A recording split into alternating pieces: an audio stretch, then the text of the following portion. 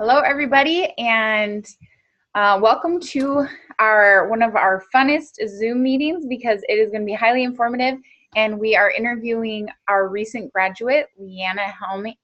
Helming? Did I say it right? Yeah, Helming. Okay, I was going to put an extra L in it.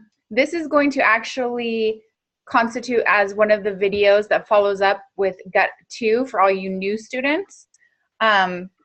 So this will be actually kind of one of your course teachings. So I'm going to start and give a little bit of a rundown. Tonight we're really focusing on food allergy and intolerance in regards to gut health. So a little bit of an explanation as to the difference between a food allergy and a food intolerance. Not to get too scientific because you should have gone over some of that if you've already done this learning experience. For anyone who hasn't yet, just reference this later. It'll be some good, here's some pre-education, I guess, for you. So an intolerance is just like you might think. I mean, what are things you're kind of intolerant to? You know, intolerance is basically a food or substance that just is causing almost an inflammatory response or an irritation to the body. So in regards to gut health, it is irritating our gut lining, irritating our body in some way or another. But it's not posing a life-threatening condition or issue. Sorry, I'm going to mute you guys. Sorry, not mute yet. Okay. Can you guys still hear me? Okay. So I'm good. Okay. So that's what we call a food intolerance or a food sensitivity. Now, the difference between a food sensitivity and a food allergy, as I'm sure that you can understand, is an allergy is much more severe. It is actually more of an autoimmune response to a substance or thing or food or whatnot. If you think of getting stung by a bee, you know, we would say, yeah, the average person has what we would call probably a sensitivity to the bee venom, I guess, so to speak, right? And we kind of puff up and your body has kind of we call it an allergic reaction, but someone who has a full-blown allergy to bees is going to go into anaphylactic shock, likely, swell up, it's a life-threatening condition. They usually carry an EpiPen. So we're talking about this as two different things. I'm really excited to interview Leanna here in just a minute because she's got some really insightful, a cool story that her and I have talked a lot about, and it kind of brings some new questions and perspectives to how we view allergy versus intolerance in regards to gut health. So a few things, you know, like you have learned, some digestive irritants are some of the obvious. We got dairy, we've got gluten, processed foods, different, wheat products because we're talking about gluten. And for a lot of people, a lot of these digestive irritants can even be things like beans and legumes, corn, genetically modified foods, etc. Symptoms for things like this, like we talked about, and if you've gone over in your stuff, it can be anything, you know, when we're talking about an intolerance, it can be bloating, gas, it can cause weird digestive issues, skin issues. We've got a ton of estheticians starting the program right now, so you'll notice skin conditions and kind of things like that. That's going to be an intolerance. But full-on allergy is going to be something more like anaphylactic shock, swelling, circulatory issues, and etc. So, with that said, Leanna, I'm going to make sure I can I'm going to unmute you. You're the phone number on here. Okay, so Leanna has just recently graduated HWCA's full health coaching program and gut program. And she came to us not even a year ago and with quite an interesting story. And so I really want her to share this with you guys. And I will kind of guide the questions for you, Leanna, so you don't feel like too overwhelmed here. Oh, there, that's better. My screen's better. Okay, so welcome, Leanna. Can you hear okay? Mm-hmm. I can, thank you. Okay, yeah. So Leanna's story actually started with her husband about a year ago. So Leanna, I would love for you to share that story. Okay, so why I even started school was actually a year ago in October. We just had our year anniversary with his diagnosis. My husband Cameron was diagnosed with food allergies to the entire panel other than shrimp and chicken, as well as walnuts, but actually he really is he's intolerant to walnuts, which had the same reaction for him. So he still couldn't eat those, even though his panel came back saying he technically could. And how we got him finally diagnosed was because he had been sick for years and years of very, very odd symptoms that to us, we could not put the puzzle together. It was symptoms of IBS, it was nausea, it was vomiting, it was mood swings, rashes, eczema, and intense snoring to the point where he would wake up the entire house, circulatory issues. Like, it seems as if it was every symptom you actually could have was going on with him, but it was just food allergies. There was nothing else going on according to the doctors and the blood work and all of that. And so we finally got him diagnosed with food allergies and was left at that. We were just told to stay away from lists. Don't eat the list. Don't eat the food. All it is food allergies, just food allergies. And for me, I didn't understand how a 29-year-old man can just stop being able to process food, stop being able to eat it, stop being able to wash his hair with shampoos and conditioners with corn and soy. And it just was so bizarre. And we just couldn't have any sense of direction. And he had been eating those things and using those things for majority of his life, right? And these issues he had have just been progressively getting worse. Yes. And a little side note about my husband is we actually do not know his biological mom. We do know that she was 16 when she got pregnant with him. And to the benefit of the doubt, I know for a fact I didn't eat healthy when I was 16. Especially I didn't eat healthy when, I really don't think, obviously she didn't want him. So I just think naturally she didn't put the amount of energy into having a healthy pregnancy, knowing that she wasn't going to keep him. And with that being a part of it, we don't know his birthing experience. We don't know if he was a C-section or a natural birth. We don't know any of that kind of part of it. And then he actually went into foster care for just a couple weeks to an amazing family. And I think they loved him and cared for him as deeply as possible. But with that being said, I think they switched from all different kinds of formulas with him going from house to house. And then his dad finally got him, his biological dad finally got him after a few weeks through the court system and all of that kind of stuff, and took him to a very rural town in Nevada where there's actually not even a grocery store. There is convenience stores. So his whole family would go and get canned foods, boxed foods, things that would last longer. So whenever they went to a city, they could just buy a whole bunch and cook at home. So since day one, he never got actual fresh fruits and vegetables. So I believe my thoughts is the amount of processed food he has consumed his whole life really, really, really did a toll on his gut health. He never had the opportunity of getting natural pre and probiotics or natural vitamins or minerals or anything to sustain his gut health. And so I believe that through that whole process, he became more and more and more addicted to all of it, and Candida overtook his body. He was super embarrassed about me sharing this, but I understand you guys know this in a medical point. He had athlete's foot every other week. It seemed like no matter what we did, we could not heal his athlete's foot. And then for about 2 years, he had the most rancid breath, and he kept going to the dentist and kept saying, "What's wrong with my teeth? Like, am I not doing this enough? Am I not doing that?" And he did all of his dental as best as he could, but the dentist had no answer for him. And come to find out that I believe that he had thrush in his mouth, just an overgrown of yeast that overpowered his breath odor. And then he also, at the end, right before we got diagnosed, he was having jaw itch every 2 to 3 weeks, just reoccurring, and all of that's the same yeast as Candida. So it was just pouring out of his body in every which way it physically could.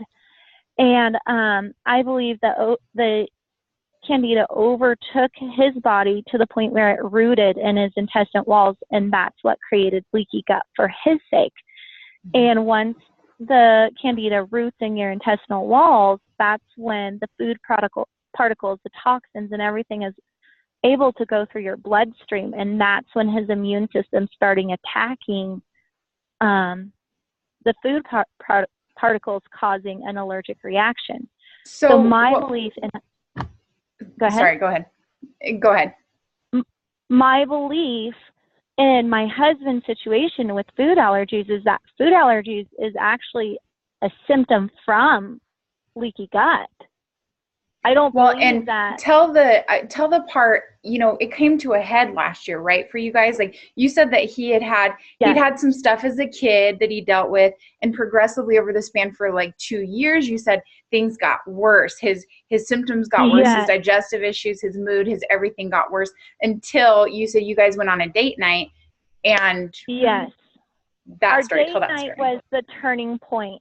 Up until that point, it was 2 years of, I'm telling you guys, literally every weird symptom that you can think of affected us on a daily basis. And then we went out. And they were building and growing, and more were happening, right?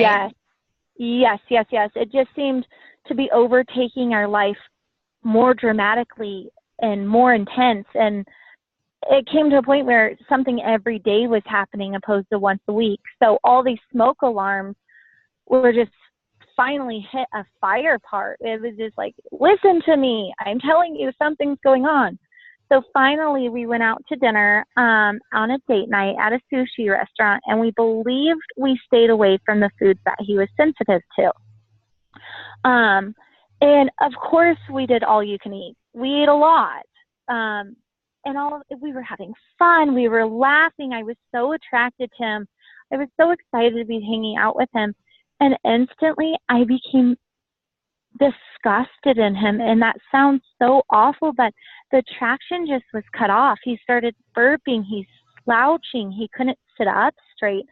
I thought he was being arrogant and rude to the waiters, and just not even like looking at anyone in the eyes. And I was so embarrassed. And we got out to the car, and he started vomiting in the parking lot. And he was insisting that we continued our date night. So we wanted to continue driving me to our next point. And he was going down the road the wrong way, trying to park the car where it didn't make any kind of sense whatsoever what he was doing. And I was screaming at him to stop, and screaming at him what his thought process was. And he just wasn't answering. And finally he stopped the car as if nothing was wrong, and started vomiting again. So at that point, I got in the car and I drove us home, and I put on essential oils, and he took far too many allergy relief pills and itch cream, because now his rash that had been inflamed was just overtaking his entire body. And he fell asleep wheezing. And I truly, truly did not think he was going to make it through the night. I honestly thought he was going to die. And I know it sounds so crazy not to take him to the hospital, but in that moment, we were unable to understand the puzzle. We didn't see everything connecting like I'm able to tell the story. So that's when we finally went to the doctor's office the next day we made the appointment. And he was so embarrassed to have me go, because I had this long binder and lists and questions and resources that I had found. And he was like, no way, you're not coming. So he went ahead and went by himself. And the food allergist didn't ask any of his previous history, didn't ask if there was any previous problems, anything to connect any kind of puzzle. He just said, adults really don't develop food allergies. This is really an issue that we're seeing in kids, and it's very unlikely for this to be food allergies. What I think is going on is I just think it's seasonal allergies that you're not really maintaining. You should really think about taking a pill every day for that. And, you know, this is really expensive. And so he called me trying to get out of the test, and I was like, no way, do this test. And within the hour, they did the whole panel, and every nurse and every doctor in the building was in there in shock. The doctor had no idea even what to say. No idea. They just sent him out the door and said, you're very allergic. Here's your EpiPen. These are the symptoms. If develop, you need to use right away, and then go to the hospital and don't eat anything on the list. And that was it. And so I'm going to kind of guide the rest of your story because I want to get everybody to a point here. So basically what had happened is he had early on signs of intolerance, and now these symptoms magnified into full-blown allergy that was starting to become life-threatening. Like she talked about him falling asleep and wheezing as he was trying to sleep. So as we talk about, okay, there's a huge difference. There's intolerance and then there's allergy, and they're these two different things, right? And even a lot of even the gut health world and stuff, still, it's, you know, this is all emerging science, guys, you know, so there's allergies and then there's intolerance. I want to interrupt you on that one, yeah, Brittany, if I could. Go ahead. What I'm actually, now that I'm graduated and coaching a little bit more people and learning and even going deeper, because this affects my life so much, and now that we're on the downhill side of it, I believe there's three different, as well as some other education that I've done, is three different categories: food allergies, intolerances, and sensitivities. And I think it's really important to acknowledge all three because it's all a stepping stone. Sensitivities was the rashes, was the very smaller smoke alarms. Intolerances when it gets even bigger. And then food allergies is obviously anaphylactic shock. Yes. And basically what you're talking about is this is looking more like a progressive instance or phase and not different things like we think about, right? And so what Leanna discovered is that basically you did some really specific stuff with your husband. Like even before you got into the gut health part of it intensely, you were for sure doing the allergy. You know, you were making sure to pull all kinds of stuff. And you guys, if you think it's hard to eat healthy for your family or cook or do whatever, try having us cooking for people that have severe food allergies. Now you've just eliminated so many food groups. Leanna, talk about some of the stuff that he wasn't able to eat that you had to eliminate from. Well, so he can't have, I don't even have the list right in front of me. So he can't have gluten, any wheat, soy, dairy, eggs, sesame, corn, tomatoes, and oranges. And then even though this didn't show up on the panel because it was an intolerance, not a food allergy, he couldn't eat any raw vegetables other than lettuce, onions, radishes, and mushrooms. And he could not have any raw fruit whatsoever. So we were very, very, very limited. Yeah, very just limited. A little bit. Gosh, I mean, I thought I didn't really enjoy cooking. I'm too busy for that. I think I would die. You better cook your own food, honey. Yeah, and that's where it developed to, and that's exactly why I am where I am today. Even though I would die too. Go ahead. Yeah. But even though food is what made him sick, honestly, it was the food choices over the years and years of the process, the lack of micronutrients, the lack of everything that food is designed for our bodies. He didn't have any of that. And through this whole process, breastfeeding, lack of, God knows what. Yeah. From day one, it sounds like he was set up for failure. Yes. And so he progressed to a phase faster than a lot of people may from doing that. And sicker than a lot of people get from it as well. Yes. His story is at his age. Intense. Yes. Yes. But so, you know what? I'm sorry, just to interrupt this real quick. This is one thing we are seeing too, because genetically modified foods did not really, really come into play until about the 90s to mid to late 90s. So you will, I mark my words, you will see this, and we are already seeing this in our children at a faster rate, like what she's talking about with her husband. Yes. There's estimated 2 kids per every classroom with a food allergy right now. And it is so incredibly sad because people do not understand that this literally is a death sentence. And kids are dying because they're going to, yes. People aren't understand that it's a warning sign. Absolutely. But we are losing kids in classrooms because they're getting fed Cheez-Its. It is so sad. It's a huge issue going on. But I totally believe, obviously, it's what healed my husband is food. Well, and so here's what I want to talk about too. So you not only avoided the things he was allergic to, what kinds of things did you do for his diet and eating to try, when you caught on to the gut part of it, what things did you do to try and heal his gut? Because I know the first conversation we ever had when you were thinking about going into coaching is, I remember us saying that we felt like there was hope for him not being so severe because he had had a history in his life of not having this bad, these kind of reactions to that extent. Sounds like it was something that progressed over time that would have the ability to repair and go the other way around. And I remember us having that talk. And then I know you did a lot with him over the time that you were in school. And so along with removing those things from his diet, what other kinds of things did you do for healing? So honestly, I feel like every chapter that through Gut Health School, I took something out of. Literally every aspect of healing the gut is definitely what I took. So step 1 was a sugar detox and a chemical detox from all the processed food. And that was absolutely the worst experience of this whole process, was getting all of that out of his body and turning to the very, very limited foods that he could. And during that, we naturally killed the candida because he was not having any yeast or sugar anymore at that time. Awesome. And I do believe there's some other ways that you can kill candida faster than we did. But you starved it and repopulated was basically what you did. Yes.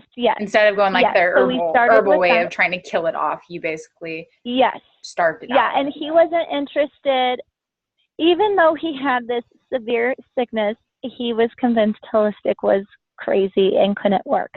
So he was not willing in the beginning to try all of this stuff. I think if he redid it, he would swear by it now. But yes, so we just naturally killed it off by not feeding it. So then we really focused on prebiotics and then as much probiotics as possible. But I have read a couple different things about how the food breaks down in the small intestines, and in that breakdown of the food, that's where the food allergy actually starts occurring, in sensitivities and intolerances. So that's why we focus, number 1, on prebiotics. He did take a half a bottle of probiotics, but he never finished the whole bottle. We really focused on onions and mushrooms and garlic and pickles, and he tried kombucha which have a few times. So many like antimicrobial, and I mean, you're talking kind of like holistic therapy, through food, essentially, through because food. completely, those are strong foods, completely. And I totally believe that's what healed his gut. And so through those kind of foods, we also switched to 100% organic at that time, because I still wasn't totally positive on his diagnosis of where the food allergy came from. And I was questioning if he was allergic to the pesticides and everything that was sprayed on the vegetables. Today, I don't believe that was the case because of our trial and error, but at that time, I did go completely, I don't think it's good for you, but I don't think that's what caused his personal reaction. So we switched to everything organic. And another very, very, very important thing that I can't stress enough is being a chemical-free home. We took all the toxins out of our house. I make all of our own face cleaners, our cleaning solutions, our toilet cleaner. and everything. And you had a lot of great recipes that we really leaned towards for that. Mm-hmm. And then another thing that really changed for us was an enzyme. And the more and more educated I'm getting with it, is intolerance is actually typically lacking an enzyme. And so I looked into that, and we bought Dr. Axe's pure organic enzymes, and I really truly believe in that as well, to get that enzyme back into his gut to have an actual functioning gut system again. And so then after that, it was just kind of some time and not having the sugar. We're a sugar-free house. What's that? As a consistency with those routines. Yes. Because healing, especially for his degree, is not something that happens in just a 6-week whatever. That's a start. That's a get you used to it, but that's not something that happens in a short duration of time. Right. And he was definitely a meataholic. He would wake up and have, even though bacon was on his list that he could have, he'd wake up and have bacon. And then for a snack, he'd grill up some more bacon. And then for lunch, he'd have a burger and fried French fries. And for dinner, we always had a meat. And for us personally, we're not vegan, but I do think that much amount of meat is not healthy. And it was definitely replacing the opportunity to have micronutrients and other macronutrients to heal his body. So cutting his meat down to one serving a day. Yes. Yep. Cutting his meat down to one serving a day, I also believe helped his situation a lot. And that's probably hard for him too, with such a limited, meat was a safe food for him, so to speak. And so, when you're starving and you're so limited on what to eat. And we do meat in our house too. A lot of people don't, we do. But yes, there's a fine balance, because you want all those fresh foods and stuff to help, move it through your system and be the prebiotics and the micronutrients. That's excellent. So Leanna, so you guys, this was a year ago that initial thing, the date night a year ago, or just how long ago was the date night? The date night was November 2nd. And so about a year ago. So like any day now would be his actual diagnosis. Okay. And so talk about your vacation that you guys just went on. They just got back from Hawaii, right? Lucky girl. Yes, we just got back from Hawaii, which was very, very nerve-wracking when we booked it in January, because you have to think of, okay, we have to find a house with a kitchen. Do they have a grocery store? We actually paid to fly over a suitcase full of all of his flour. We flew over agave. We flew over just different little things, because we weren't positive if the grocery stores would carry it there. We had never been there, and we weren't sure the pricing and all that. So we actually got there, and we rented a fabulous house with a ton of people. And being around the more and more people cooking, there's food that's not on your list. And Cameron started nibbling at everything. And he never one time had an allergic reaction. He actually never even had to put on itch cream. He never had to do any of that. Yes, he was tired. Yes, it wore him down. Yes, he got some mood swings. So those are important to still pay attention to, because those are still small smoke alarms. Yes, he's not 100% healed yet. So I do believe if he went back, he would get back into the same situation. But on the way home from LA, everything was closed. He ate Doritos for dinner, and he hasn't had a Dorito in over a year. And I was panicking, because I'm like, you're going to be up in the sky. He's going to go into anaphylactic shock, and he chose one with soy in it, of all of it. And I'm like, Cameron, what are you doing? Nothing. He was completely fine. And so obviously I'm not sitting here promoting the way we ate on that vacation on a regular basis, but he enjoyed a beer for the first time in a year with his friends. He only had one beer. The rest, he had his alcoholic drink that isn't that is allergy friendly. But it was so beautiful to be able to go out to a restaurant for the first time in a year and order things. Obviously, he didn't eat it with the bread. He pulled it off. But there obviously was cross-contamination, where a year ago, I honestly think would have sent him to the hospital. And today it caused him to maybe want to take a nap in the afternoon. And which that carbs is just will do, insane to white me. carbs will do to most of us. Cause me want to Right. take a nap.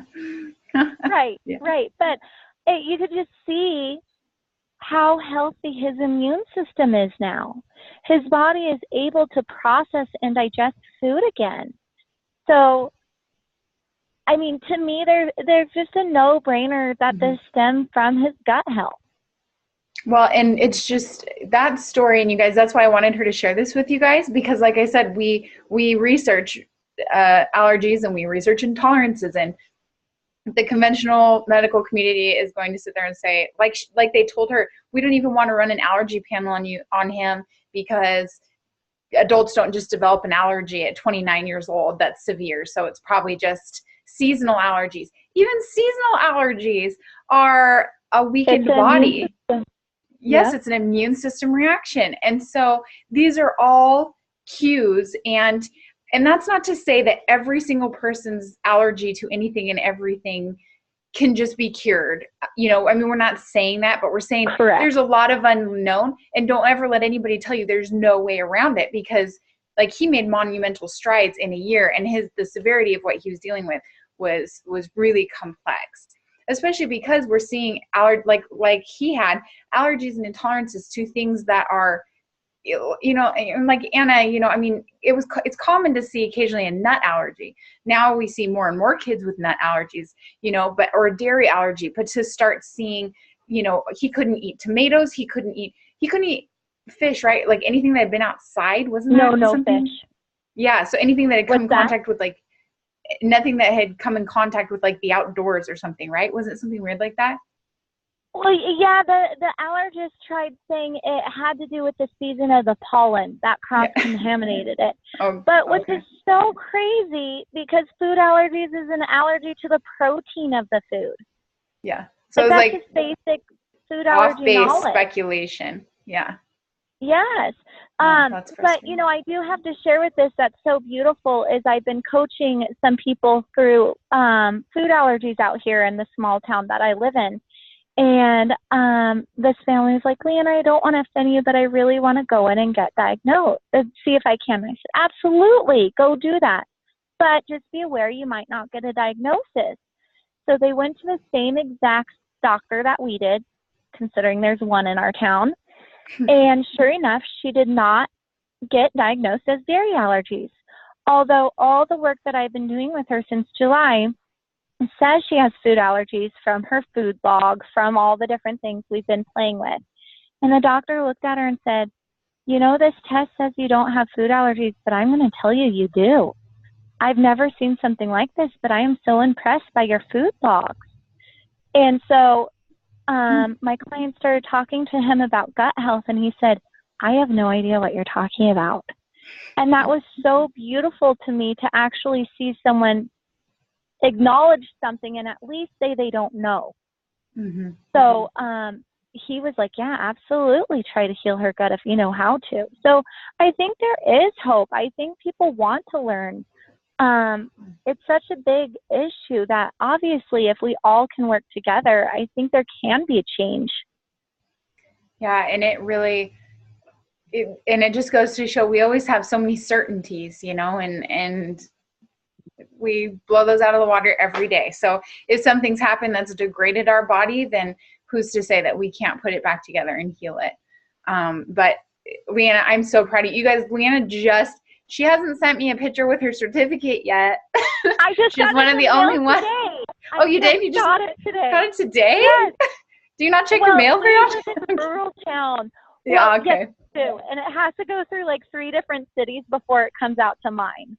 Oh, it's ridiculous. Okay. But she literally she's just graduated, and she's already been doing stuff. And this is her thing. She took gut health and she made her own niche based off what she was passionate about and what she had experienced. And she's a valuable asset. and she's a valuable, you know, colleague for you guys as well. This is why it's awesome to still have our Facebook group and do these things, you know, the meetings monthly or even the classes, even long after you guys are, you know, graduated and stuff, is because this is killer information, and we all are really good at our own things. We might know a lot of the same stuff, but each person's going to experience something themselves that's different maybe from somebody else and have something that they can share, you know. So I hope that you guys were really enlightened by Leanna's story a little bit tonight. I really wanted her to share this. I'm going to unmute you guys as soon as I figure out how to do it. Okay, unmute all. Okay, so everyone's unmuted. If anybody has any questions, go ahead and type in. Or you can type them in too, if you're comfortable doing that. I just want to say I love how obviously usually the guys are like, what are you doing now? Or like, what is, you know, like, what do you mean we can't have cleaner in the house? Or, you know, we want to do that with my husband. And just like trying to teach him, you know, like in the beginning it was really hard because he would try so hard to like go to the store and come back like, well, no, look at the label. And I'm like, well, babe, this is the part of the label you have to look at, you know. So it's just so great for anybody that is willing to learn and to like let, you know, like you said, he probably thought you were crazy, but just knowing where he would be a year from last year had you gone the other route, like with taking pharmaceuticals and stuff like that, this would be a much different call, right? So it's just always so great to hear these things. Absolutely. Yeah, what does he say to you about, I mean, does he give you personal credit for like doing what the doctors couldn't with him? So I have to be honest with you, not until we got home from Hawaii. Up until Hawaii, which was less than a month ago, I have been a crazy psycho throughout this whole thing. Really, what is this? Like this, come on, the whole time. And we come home from Hawaii, and you know he's now nibbling in this and nibbling in that. And over this last year, he's kind of become snooty because his body looks absolutely amazing right now, even though he does not work out. He lost 30 pounds. He did gain a few back. He did naturally lose too much. I think when his body went into shock, I started seeing his hip bones and stuff, but he naturally gained some of it back. And since Hawaii, he was looking in the mirror the other day, and he goes, I think I gained a couple pounds. And I'm like, yeah, I think so. And he's like, what? I didn't gain enough for you to be able to tell. I eat so healthy. I do this. I do that. And I'm like, no, I think you gained a little bit more. And he jumped on the scale and he goes, 10 pounds? How did I do that? I'm like, well, you're not really eating how you should. And finally, he's like, wow, I'm not. It made sense. Holy cow. That's why I've been tired.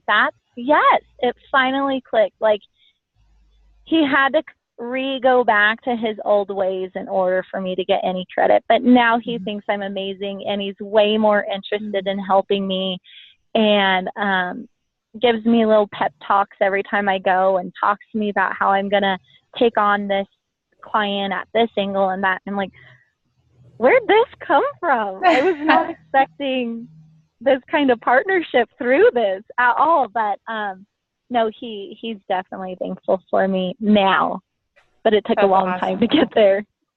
Well, and when you're the person and you're forced into something out of necessity, I mean, that's never fun for anybody. And so if you have somebody that's policing that, you know, if it's not, you're not doing it on your own, then I get it, but I'm glad that he can see that now, because that's an excellent story, and you put in a lot of work.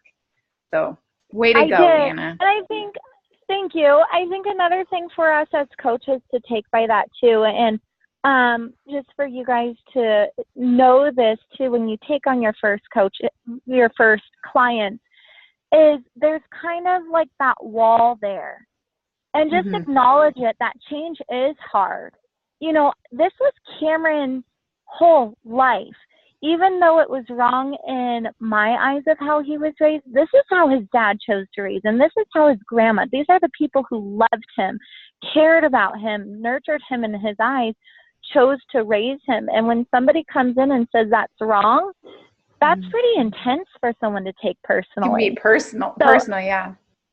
Absolutely. And I think that not only food allergies, other health symptoms or health issues, you know, it's about how they were raised. So it's hard for them to take that. And motivating them where they're at with what you can, starting where they're at. That's why a lot of people aren't going to be able to go full bore unless they're forced into it, like he had to do for, you know what I mean? And so, so being able to start with baby steps at a time. And while they're doing that, you're also taking their focus off it and putting it on something else. Like, you know, what would you like to do aside from this? Yeah, we're changing the way you're eating, but let's not think about the eating part all the time. Let's just set that up and let's focus on something else. You know, what's a hobby you're doing? What's whatever. We got to kind of detour them. And that's for another night. But that's great advice, though, is just, yes, we look at our spouses or we look at these people, and it's easy to talk to people that are on the same page, that are motivated and doing the same things as us, but those aren't generally the people that are going to hire you.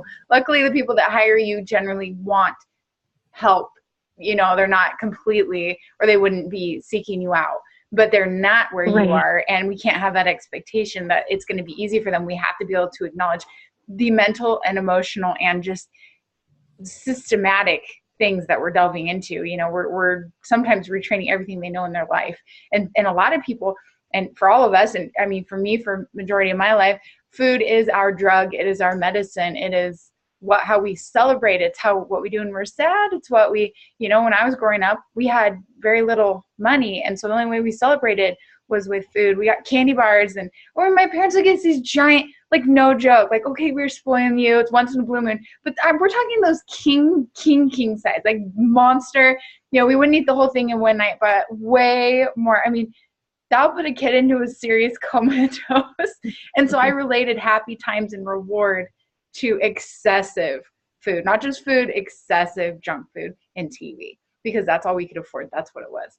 You know, so yeah, you're shaking out of things that are so much more deeply ingrained than what sometimes we really acknowledge or understand.